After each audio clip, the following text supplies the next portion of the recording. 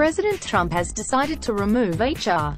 McMaster as his national security advisor and is actively discussing potential replacements, according to 5 people with knowledge of the plans, preparing to deliver yet another jolt to the senior ranks of his administration. Trump is now comfortable with ousting McMaster, with whom he never personally gelled, but is willing to take time executing the move because he wants to ensure both that the 3-star Army general is not humiliated and that there is a strong successor lined up, these people said. The turbulence is part of a broader potential shake-up under consideration by Trump that is likely to include senior officials at the White House, where staffers are gripped by fear and uncertainty as they await the next move from an impulsive president who enjoys stoking conflict. For all of the evident disorder, Trump feels emboldened, advisors said, buoyed by what he views as triumphant decisions last week to impose tariffs on steel and aluminum and to agree to meet with North Korean leader Kim Jong-un. The president is enjoying the process of assessing his team and making changes, tightening his inner circle to those he considers survivors and who respect his unconventional style, one senior White House official said. White House Press Secretary Sarah Huckabee Sanders pushed back late Thursday on Twitter, just spoke at POTUS and Jen H.R. McMaster.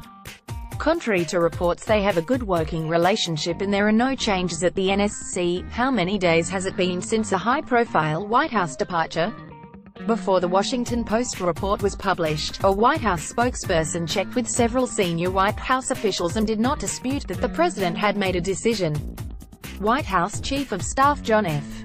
Kelly, who has personally been eager to see McMaster go, has also told White House staff in recent days that Trump had made up his mind about ousting McMaster. Just days ago, Trump used Twitter to fire Rex Tillerson, the Secretary of State whom he disliked, and moved to install his close ally, CIA Director Mike Pompeo, in the job. On Wednesday, he named conservative TV analyst Larry Kudlow to replace his top economic advisor, Gary Cohn, who quit over trade disagreements. And on Thursday, Trump signaled that more personnel moves were likely. There will always be change, the president told reporters. And I think you want to see change. I want to also see different ideas. This portrait of the Trump administration in turmoil is based on interviews with 19 presidential advisors and administration officials, many of whom spoke on the condition of anonymity to offer candid perspectives. The mood inside the White House in recent days has verged on mania, as Trump increasingly keeps his own counsel and senior aides struggle to determine the gradations between rumor and truth. At times, they say, they are anxious and nervous, wondering what each new headline may mean for them personally. But in other moments, they appear almost as characters in an absurdist farce, openly joking about whose career might end with the next presidential tweet. White House officials have begun betting about which staffer will be ousted next, though few, if any, have much reliable information about what is actually going on.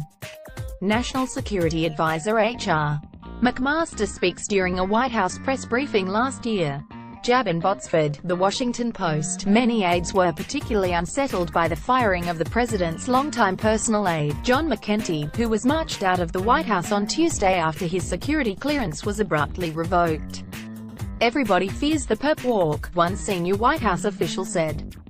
If it could happen to Johnny, the president's body guy, it could happen to anybody. Trump recently told Kelly that he wants McMaster out and asked for help weighing replacement options. According to 2 people familiar with their conversations, the president has complained that McMaster is too rigid and that his briefings go on too long and seem irrelevant.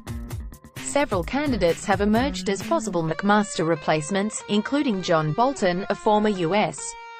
ambassador to the United Nations, and Keith Kellogg, the chief of staff of the National Security Council.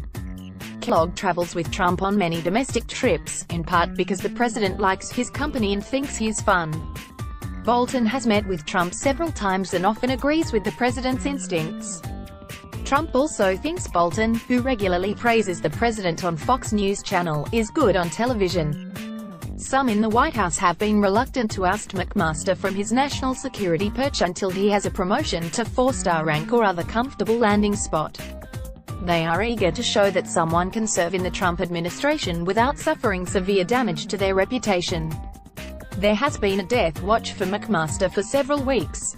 After NBC reported on March 1 that Trump was preparing to replace him, the White House dismissed that report as fake news, but over the past 48 hours, officials told the Post that Trump has now made a clear decision and the replacement search is more active.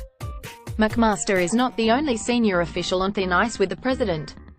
Veterans Affairs Secretary David Shulkin has attracted Trump's ire for his spending decisions as well as for general disorder in the senior leadership of his agency.